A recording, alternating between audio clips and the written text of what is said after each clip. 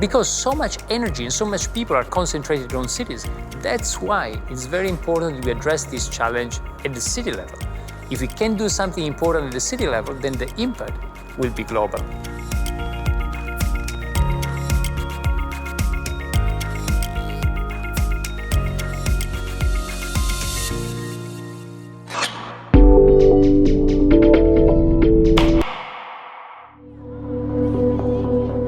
Every week, 1 million people around the world move to a city. In some countries, like China, sprawling megalopolies are on the verge of a demographical implosion.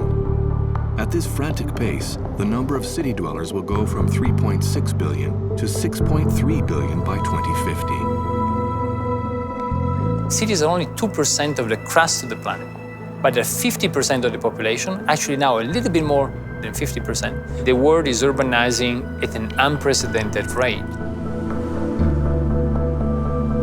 A lot of the massive urbanizing of populations has to do with people having been thrown out from wherever they were in the countryside.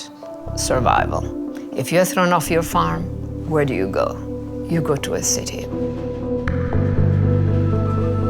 Le fer de lance de l'urbanisation now mondiale the aujourd'hui, spearhead for global c'est la Chine. urbanization.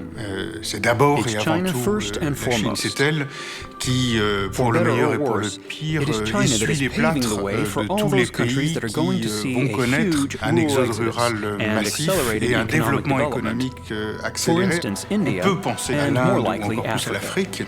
The main problems are the supply of water, the supply of food, clean air, excessive pollution, and the extraordinary chaos that comes from trucks and cars and people bringing in the food, taking out the food, whatever it might be.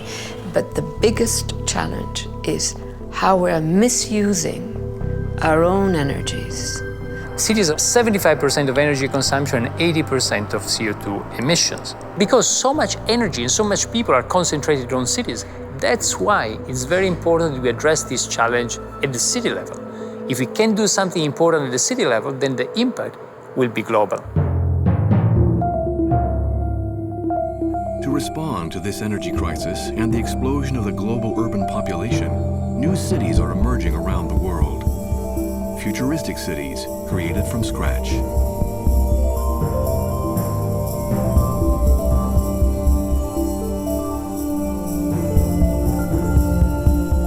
In South Korea, China and Saudi Arabia, in Abu Dhabi, and in Russia, cities of a new kind are now under construction. These are prototypes of green, hyper-connected cities that are stuffed with digital technology and ecological equipment. Their designers present them as living laboratories of the future, as ideal cities. But are these cities really efficient? Are they really livable? Or are they just new urban utopias that are doomed to failure?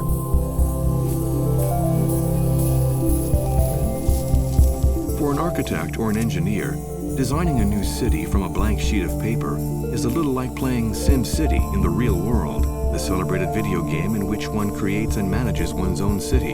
And this is a relatively recent idea. Since Roman times, planning a city or building a city has been a bottom-up process, where very basic infrastructure was provided, just a network of streets and the size of the city. But then everybody would actually use it as a way to build up its own parcel, with many people doing small additions and really creating a bigger thing from many individual moves. And that has created incredible richness. The idea to design a city from scratch in a top-down way is a relatively recent idea.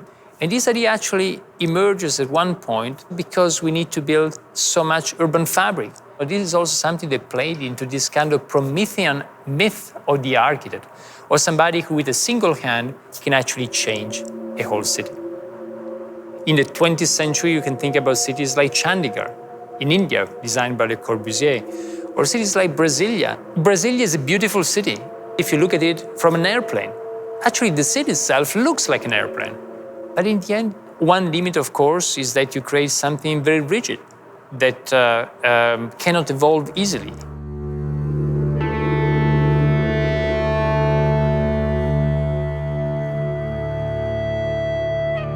New cities have often failed in the past, like mirages.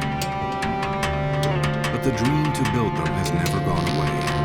And those futuristic cities under construction right now have been designed by people who are determined to succeed.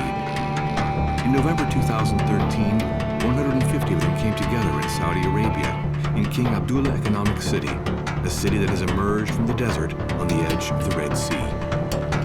It is here where the first International Forum for New Cities is taking place, with a title that describes the program, CityQuest. Over the next 2 days, we will be hearing from the builders of the most ambitious new cities in the world. Urban Laboratory of King Abdullah Economic City really grounds this debate in reality. So we are particularly excited to have this discussion here that will address the key challenges and opportunities that face the builders of these new cities and their partners. If you're building a city from scratch, you have the advantage of leapfrogging. You don't have installed base. You know, my boss, Wim Elfrink, says God created world in 6 days and then rested on the 7th because he had no installed base. When you have installed base, it's difficult to redo things. So that's why it's more challenging in London or in Paris or in Bombay or in Shanghai. However, when you're starting from a city from scratch, yes, you do have the advantage that you can leapfrog and you can build it in. But you also have the disadvantages that you don't have an identity. You don't have you don't have the base. People don't know who you are. You have to build that, and that takes time.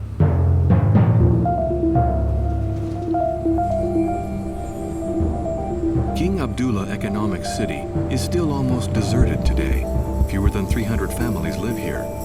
The project for this economic city was launched in 2005 by King Abdullah and won't be finished until 2035. The master plan is impressive. What you see in front of you is the model for the original master plan of King Abdullah Economic City. The total area of King Abdullah Economic City is around 180 million square meters, so almost the size of Washington, D.C. Welcome to a city that embraces the future.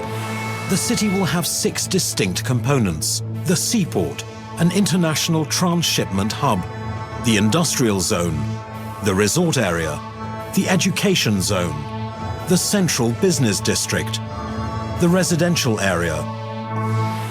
The point about the separation of activities is very, very important.